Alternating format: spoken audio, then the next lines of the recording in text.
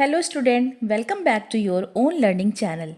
आज के इस सेशन में हम हाई स्कूल साइंस केमिस्ट्री का 2025 का सेट नंबर 3 सीएल में पार्ट ए करने जा रहे हैं, जो कि एक एमसीक्यू सेक्शन है।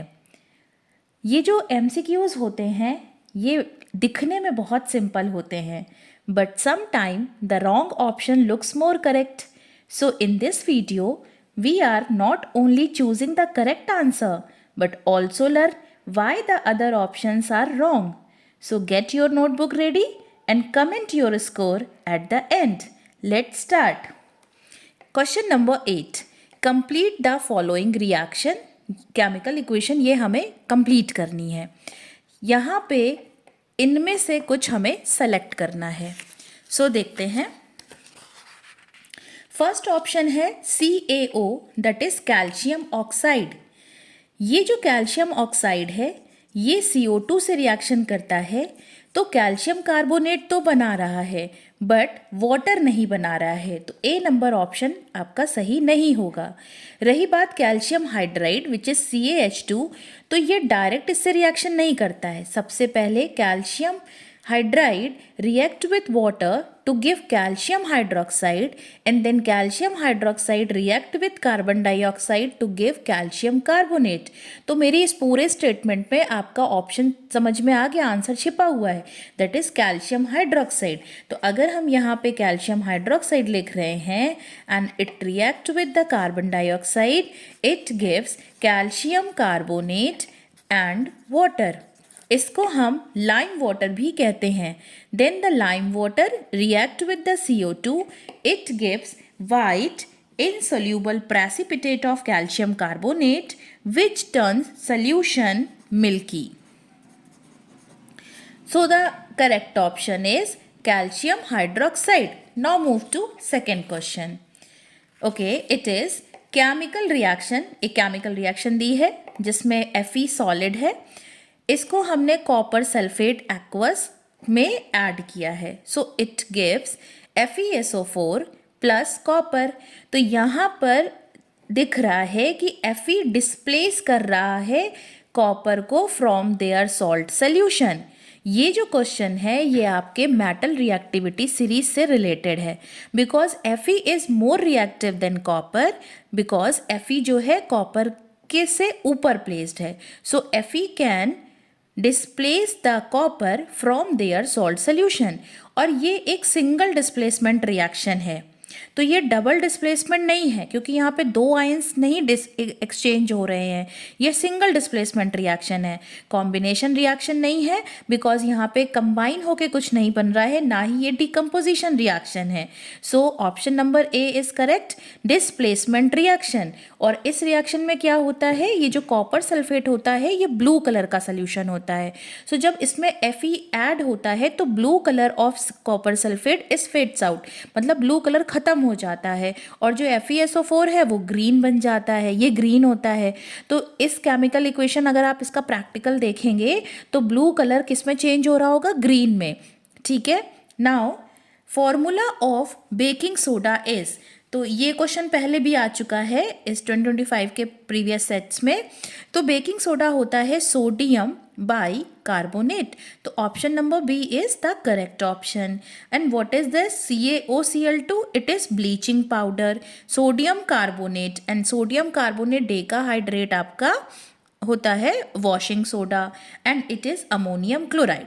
Now so the correct option is the B option, which is sodium bicarbonate. Now 11 number question है, unsaturated hydrocarbon from the following is, तो यहाँ पे हमें unsaturated देखना है। Then जो saturated होते हैं it is CnH2n plus 2, and unsaturation का जो फॉर्मूला है वो CnH2n -2 या फिर CnH2n होता है। ये एल्काइंस का है और ये एल्कीन्स का है, ये दोनों ही अनसैचुरेशन में आएंगे। अब पहला है CH4, तो ये CH4 हो गया, या C3H8 हो गया या C4H10 हो गया, ये तीनों एल्केन्स इस फॉर्मूले को जस्टिफाई कर रहे हैं। जैसे जब C1 है तो यहाँ पे 2+2, यहाँ पे 2 आप प्लेस करोगे तो 2+2 4 हो जाएगा, तो ये एल्केन हो गया। अगर C3H8 है तो यहाँ पे अगर 3 प्लेस करोगे तो यहाँ पे H8 देखिए हो गया, और अगर यहाँ पे 4 प्लेस करोगे N की जगह पर तो ये H10 हो जाएगा। तो बचा क्या? C2H4। अब C2H4 इन दोनों में क्या है? एल्कीन है, C2H4। इस तरीके से अनसैचुरेशन इसमें रहता है, इट इज इथीन। एथ मतलब 2 कार्बन, एक नंबर पे double bond, that is called ethene. तो so the correct option is the option number B, C2H4। ये तीनों ही एल्केन को बिलोंग कर रहे हैं। नाउ 12 क्वेश्चन क्या है कि the bond is diatomic molecule of nitrogen is. Nitrogen को देख लेते हैं N2, जो कि 2 N एटम से मिलकर बना होता है। द इलेक्ट्रॉन जो होते हैं वैलेंस शेल, N के वैलेंस शेल में 5 होते हैं, तो 1 2 3 4 5। लाइकवाइज इस वाले N में भी 5 इलेक्ट्रॉन्स होंगे इसके आउटर मोस्ट शेल में, 1 2 3 4 5। अब इनमें शेयरिंग ऑफ इलेक्ट्रॉन होगी, बिकॉज यहाँ पर दोनों ही एटम्स का जो इलेक्ट्रोनेगेटिविटी है सेम है, दोनों ही N है। तो ये रहे इसके 5 इलेक्ट्रॉन्स, और इसको भी हम क्रॉस कर देते हैं, सेम बना रहे हैं।